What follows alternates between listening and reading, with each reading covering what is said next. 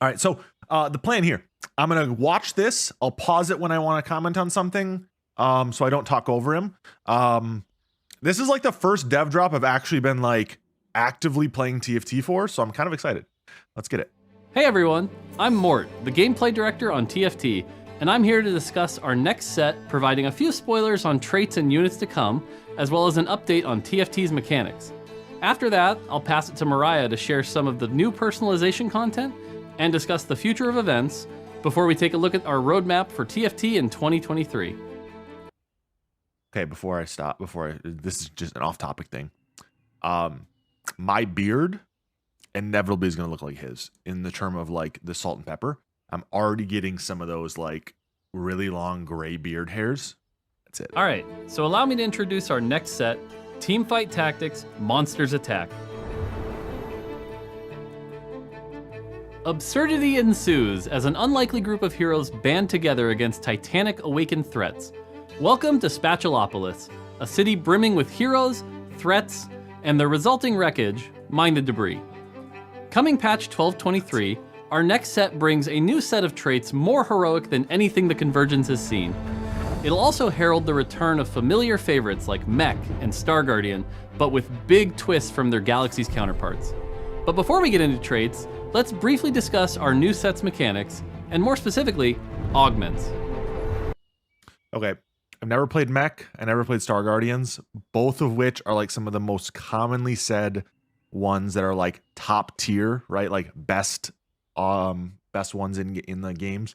So I'm really excited about this in the sense that excited to see those traits for the first time. I have no idea what they are though. Like, so Mech, if anybody in chat knows what Mech did, Star Guardians did, let me know. People just tell me they're great. So let's go back into this. First off, the big one. Augments are now an evergreen mechanic to TFT. For those who aren't botanists, this means that augments will stick around set after set in addition to new mechanics that come and go with each set.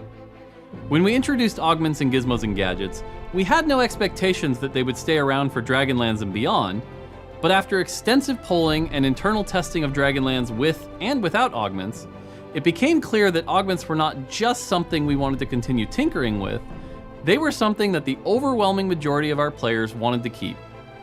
Augments provide moments of high-stakes decision-making that allow you to come up with more strategically creative comps and leads to a fresh experience game after game. They also unlock endless possibilities from a game design perspective, and we've just scratched the surface on what we can do with them. Okay, so I'm super excited that that augments are around long term because I think augments allow for a very like fresh feeling in every game, no matter how annoying like a comp is or how often like you're forcing the same thing. The augments allow you to play it differently in one way or another. Like your best in slot items change based on the augments you have. Your composition placements, your everything can change every game.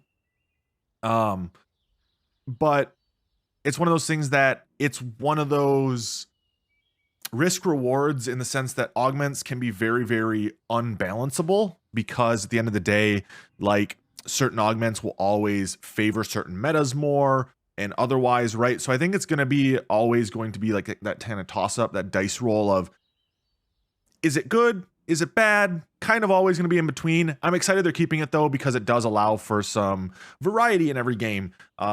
And so that it isn't like I'm playing the same fucking game over and over again, which is what I struggled with Legion in the long term, right? You know, it's one of those deals. Mechs used to combine into one mega unit, and based on their star power, it was different. That's kind of neat. I'm excited about that then. We get some Godzilla vibes then for sure. And then Star Guardians gave other Star Guardians mana whenever they cast a spell. It's being reworked though. Keep watching. Okay, cool. Of course, augments will change set to set, and a bit in mid-sets, to better complement new traits, units, and thematics. But in addition to swapping a portion of our augment roster for our next set, we're also using them in a new way as our set mechanic, one that feels uniquely heroic or villainous in accordance with our theme. In our next set, we're introducing hero augments, an entirely new roster of augments. Instead of having blanket effects, hero augments buff a specific unit. These augments allow you to make your chosen hero a superhero, or supervillain if that's more your style. We're still superfying these augments at the time I'm recording this, but here are a few early samples that are still a work in progress. One of Alistar's hero augments turns his single target knockup Pulverize into an AoE and gives him a bunch of health. His other hero augment, Beef Up, gives his Pulverize ability max health scaling. Ooh. There will also be hero augments for our villainous threats. They're also called hero augments, because even bad guys deserve a chance at playing the hero. For instance, Supersize grants Zack a ton of health, literally 2,000, and immunity to crowd control, while also giving you a Zack. Since both Zack's ability and his passive have max health scaling, this augment makes this threat exactly that. As you can... Okay. Looks really cool. Gonna be annoying as piss at times, okay? That's all I'm gonna say. It looks awesome. Looks fucking amazing. Cool. But looks absolutely disgustingly tough to balance. So, let's see how this goes. I enjoy the idea of changing up how a character's abilities will work, making them either area of effect versus single target, make them scale more damage instead of be the area of effect, right? But I think it's going to be a nightmare for us to like try to plan around sometimes. I do think this will allow you to be like balls deep in a comp and all of a sudden you get your chosen situation and you're like, oh, by the way, now you're all a star as your carry and none of your other units matter. Okay, balls deep, you know? So it's going to be, I think, very much like augments where it can really shape and mold your gameplay. But it's also going to be an absolute nightmare to play against. Like the guy who had backline damage the entire game or an assassin the entire game now has a massive frontline tank that you have to worry about. You know, we'll see. Thank you very much for the follow, Civ. If you have any questions, let us know. We're kind of just going over the dev drop right now. Hero augments are quite powerful. They'll take your chosen unit to the moon, so we've added a couple controls to keep these heroes in orbit. Hero augment selections can replace any of the original 3 augment rounds, but they're only offered once per game. And they're offered to all players at the same time, providing different options for you to choose from. At TFT, we truly believe that... I like that everyone gets them at the same time. So, positives there. I like that everyone gets it at the same time. But I think Fly, it's going to be very similar to augments, though, too, or the other chosen. If you get a bad augment selection, a bad chosen, or bad hero unit, right? It's just going to be kind of annoying at times. But, you know, you make it work, right? I enjoy it. It's going to be cool. But, you know, we'll kind of see what happens. Anyone can be the hero, which is why every unit will have 2 hero augments specific to them. All of these different 2 hero augments specifically for every unit is going to, I think, be very difficult to then plan around in the sense that, like, I mean, how many units are in a normal TFT set? 100, right? So that means there's going to be like, what, 200 options? Now, it depends, though, if they're going to be only for specific units or if they can be for anybody. I'm not necessarily sure on that yet. It could be something more. 58 roughly. 58 units a set, so 116 options. That's still a lot. Closer to 55. Okay, still, regardless, that's a lot of options. So you're going to have to try to play around a large variety of options throughout the game. Though I do imagine if you get it earlier, you're going to be less likely to you know, have it be a high cost unit if you're getting it like on 2-1. 4-2 might be one of your units that's already on the board. So, you know, we'll see how it goes. I'm excited for it, though. Still, I think it'll be good. It's just going to be really interesting to see how they actually make it work, especially because that's a lot of variety. But it seems like it's going to be one unit is going to have, you know, it's either going to give you, for Alistar, for instance, right, the area of effect versus single target, right? So I can see it kind of being a swip-swappy in that sense. Like you take a unit like that, the assassin jumps to X type of unit. Now it might be to Y type of unit. We'll see. I could see something along the lines of you know, taking a unit that does AD and making it into AP, right? That'd be kind of interesting. Making your assassin that's an AD damage dealer into an AP damage dealer, so you can utilize the items that you're given. Would be kind of neat. Options for souping up your heroes and threats allow for plenty of different super teams to save the day, or smash it to smithereens. With hero augments creating so many possibilities, we're excited to see what players come up with. Now, let's talk gameplay. All right, spoilers now if you want to leave. Before we get into specifics about units, there are 2 things that you should know. First, there won't be any units that take up 2 slots in your army. Our next set No more dragons! No more 2 slots, no more dragons. Oh my god, the best info I ever could have heard. is about building your team of heroes, and last I checked, you can spell team without dragon or colossus. Second, Rammus will, of course, continue to be excluded from TFT. Hey, Mort. Oh no. TFT is simply a better game without a spiky armadillo. Mort, What? What, was that the wrong line? Mort, Rammus is in the set. Who allowed? I never said Rammus could be in freaking. Okay, so apparently Rammus is making his TFT debut as a threat to my sanity. Oh my god. Yeah, no, they've oversold the Rammus meme for forever. It's kind of neat though they're finally adding him. Best set ever, Rammus is included. That's all. This is literally the best info. No dragons, Rammus. Confirmed. But also is one of the powerful units in the all-new threat trait. Turns out our next set isn't all Star Guardians and Sunshine. The threat trait is our first trait that's not really a trait. Threats do not benefit from fielding other threats, and they have no other traits. To compensate, these units are more powerful than other units. You can still field any number of them, which makes them like a good rain boot, splashable and flexible. Next up, I like that. It's dragons or guild, but not needing to have OP-ness in the fact that they scale vertically, or like it will be interesting. I think those are going to be your dragons, right, or your colossus, in the sense that they're gonna. Oh, this pause, by the way, it looks like he just took the fattest hit. But I think that's gonna be pretty nice in the sense that you won't have to deal with the dragon aspect, but the threat will be kind of interesting. They would be tankier frontline, it seems. We'll see. I'm not sure. General purpose body. I think, yeah, they're going to be more bruiser than they are tank or damage, but we'll kind of see. It looked like it went in order here, and this is, I'm going to have to like watch this back a little bit. It looks like it kind of goes in order here that,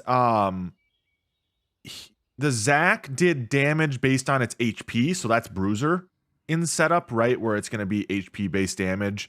Rammus, it didn't really tell you, but if you watch this back here, and I'm going to mute while I do this, it looks like the Belveth definitely does a ton of damage comparatively, but I also don't know if the Nasus there is damage or not, right? And so we'll kind of see skin locked characters. Yeah, Jesus. Rammus will deal damage based on his armor. Confirmed? Or not confirmed? That'd be kind of neat.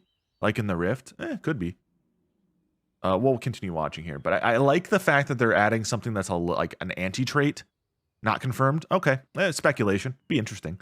And I think Belveth is going to be attack speed based. That's the best guess. Yeah. Well, they did say Zac is HP based. So Rammus could be tank based, similar to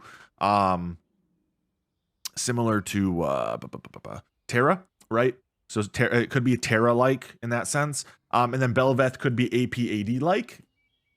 Who knows? But just cool little ideas.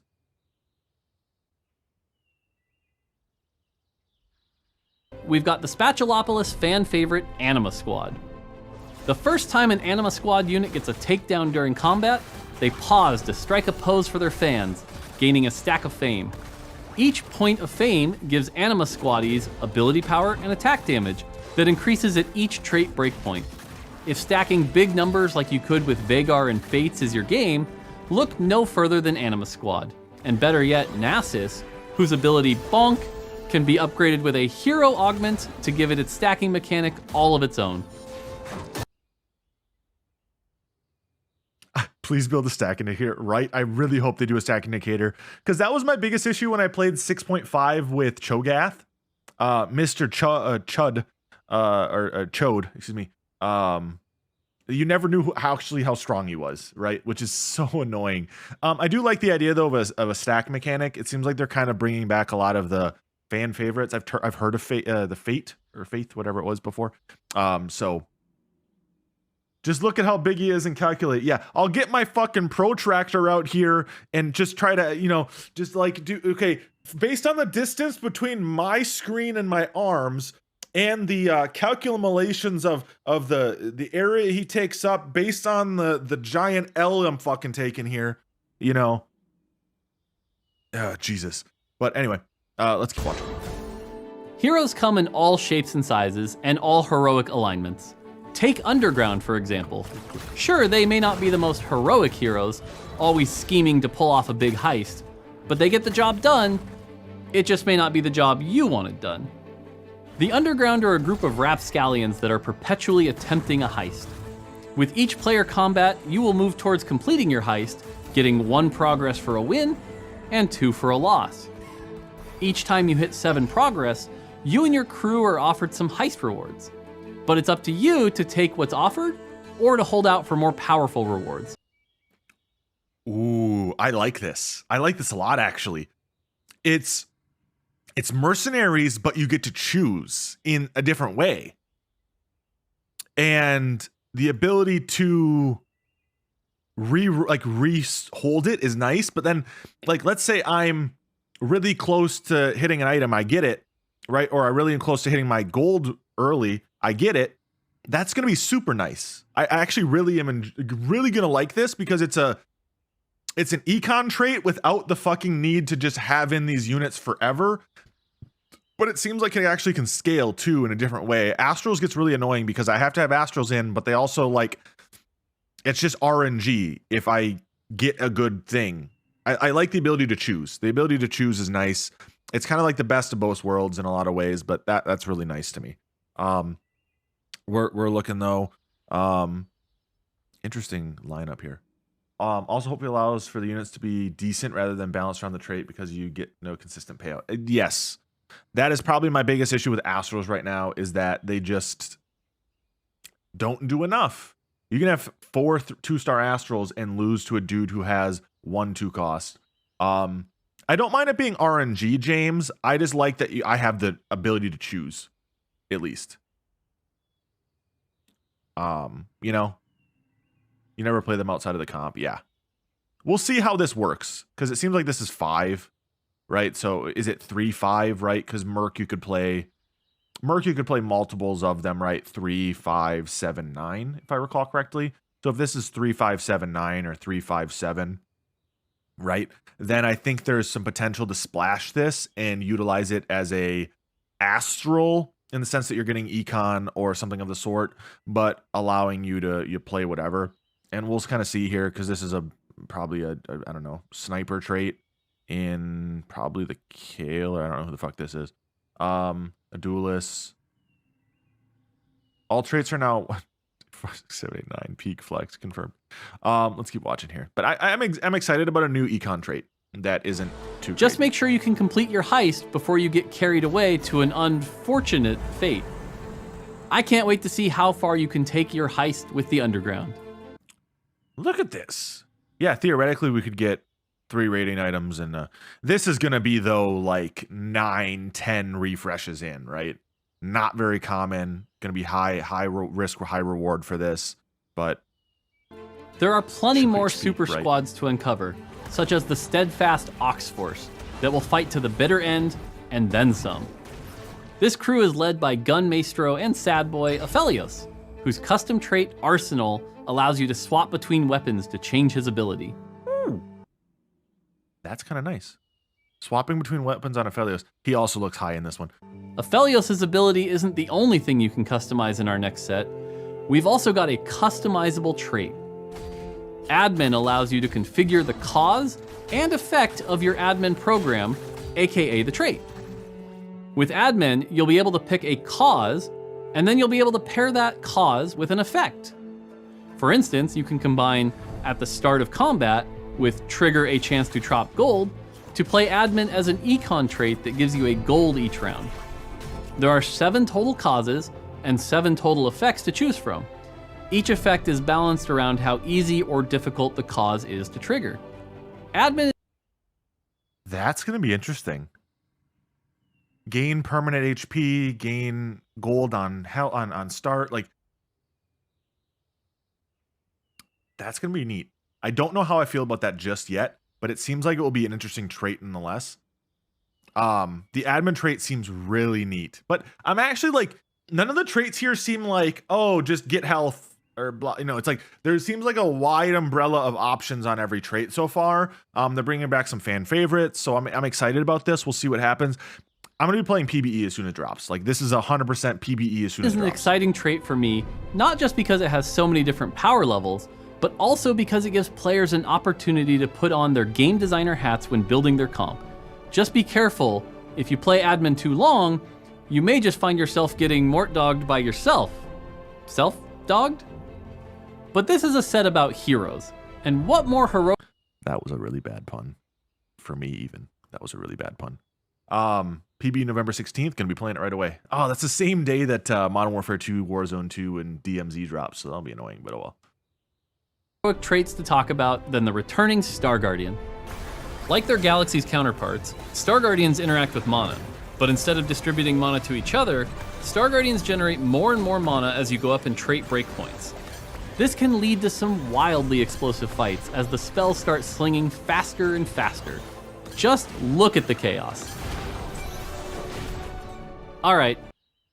So it looks like Evoker plus something else weirdly mixed together. So I'm not sure how to feel about that. It seems like all the spells did nothing, but we'll see. It's time I pass it to my teammate Mariah over in the Singapore office to discuss personalization content, events, and more. But don't worry, we'll have time to talk more at the end of this dev drop. All right, I don't really care about the cosmetics here. Can we skip through here?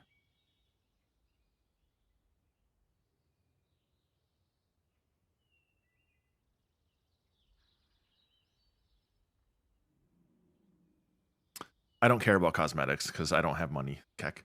Mort Plus. TFT roadmap. Okay, this is what I wanted to see at the end here. Thanks, Mariah. Now let's take a look at where TFT is heading. No. Starting with patch 1223 in early December, the next set will have you building your super team and utilizing hero augments to lead your squad to victory. Then we'll usher in the new year with an event that'll come with its own themed game mode for the event's duration. Correct plot. Okay, so we're gonna get next set in sounds like maybe December. They were saying November 16th is what Fly is saying for a PBE. Early 23, new event. That'll be kind of neat. Mid set thing. That's like a Belveth. Our next set in summer of 23. Okay, cool.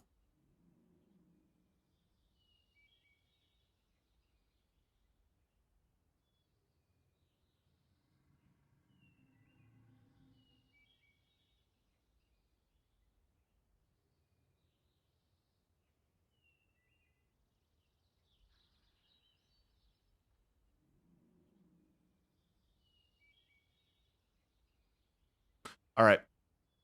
He's high as hell again. So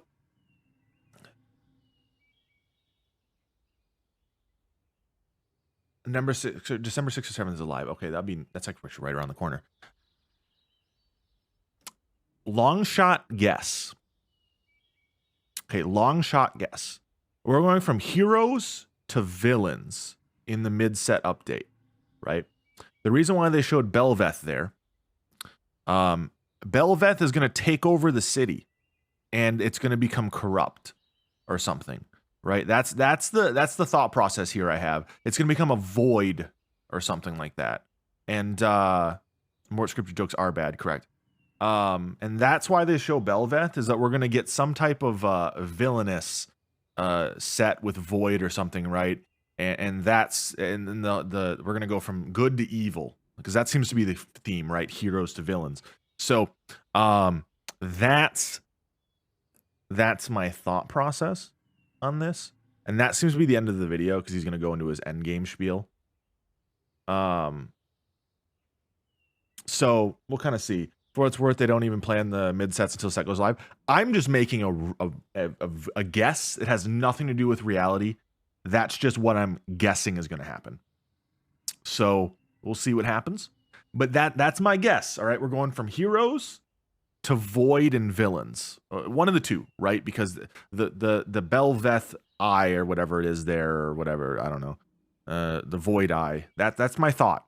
No idea if it's based in reality, but we're gonna send it. I think that's kind of it, though. I'm excited.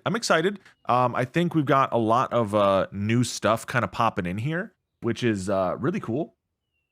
I'm also just excited to have some new stuff. I'm kind of sick of playing Dragonland right now. In the same way, like I don't really want to play Shoifin right now. Soifin. I don't really want to play Age of Dragons. You know, so new stuff starts dropping in November 16th or so for PBE Squirrel. So we're going to be on that PBE hype train as soon as possible. And then we're going to be looking at December for drop, it seems like. So I'd imagine it's about a month turnaround. So, you know, second week in November all the way into, you know, probably first, second week in December. I'll log back in, see it, and see ya. Sounds good. Sounds good, bro. Let's get into games, guys. I put a marker on this. This will probably be a YouTube video. So if you're interested in my YouTube channel, here it is. Here, you'll find all my updates in my Discord as well. So, all right, send it, boys. Let's get back into lobbies.